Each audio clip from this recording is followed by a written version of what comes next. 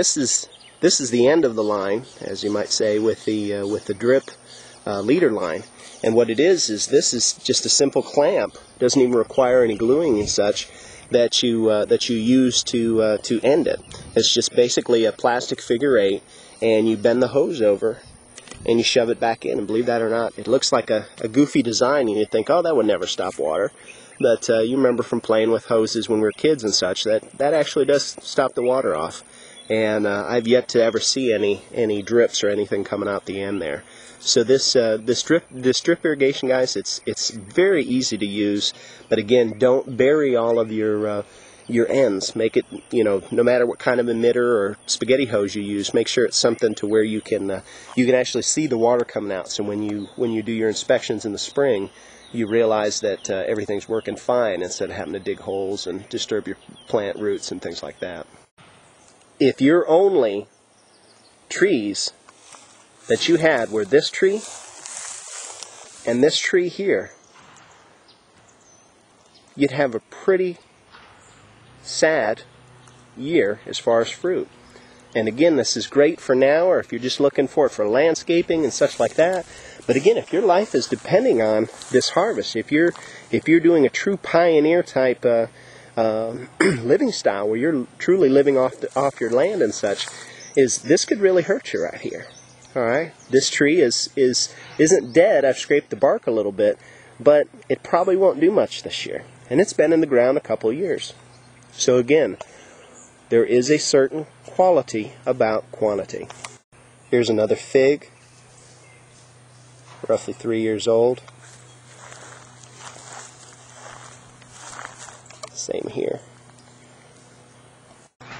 And of course, these gals right here, they are the unsung heroes of the orchard. These are the real deal worker bees. If you get into bees, place your hives near your orchards. Yes, I know they'll travel 2 miles and all that good stuff, and seek out nectar and all that good stuff. But we've seen a big increase in the orchards where we've placed the bees close by to them. These bees right here are approximately 25-30 yards from the last small little orchard we just visited here on our travels. Check out our other videos on YouTube, Bees for Beginners from Paul Productions, an affiliate of the Survival Report, and we'll probably do some follow-up videos as well, showing how to extract honey, how to pull honey from the hives, just do your normal inspections, things like that as well. Of course, what would an apple pie be without the wheat to make the pie crust and such like that?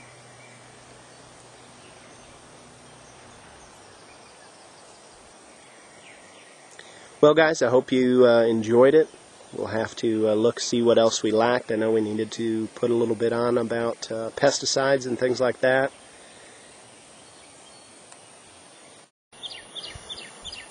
Now here also is a little bit more established grapes. And we get a fair amount of grapes off of these every year. One thing we've done also in some of the unused outer sections of our gardening areas is we went in and we've put in things like grapes along the fence lines, and also like this blueberry bush. Put blueberry bushes along here. I don't know about you, but that last foot or so of the garden area next to our fences very rarely gets used. Seems like the spray irrigation never hits that far and just ends up with weeds and such. So we plant stuff like asparagus and blueberries and grapes and such in those areas, so it's not a complete waste of space. Here's some young grape clusters. Most of our grapes, being here in the south, are the muscadine type grapes, which do require a male and a female. But they make some great jellies and juices and such like that. Eventually it'd be interesting to make some wine out of them.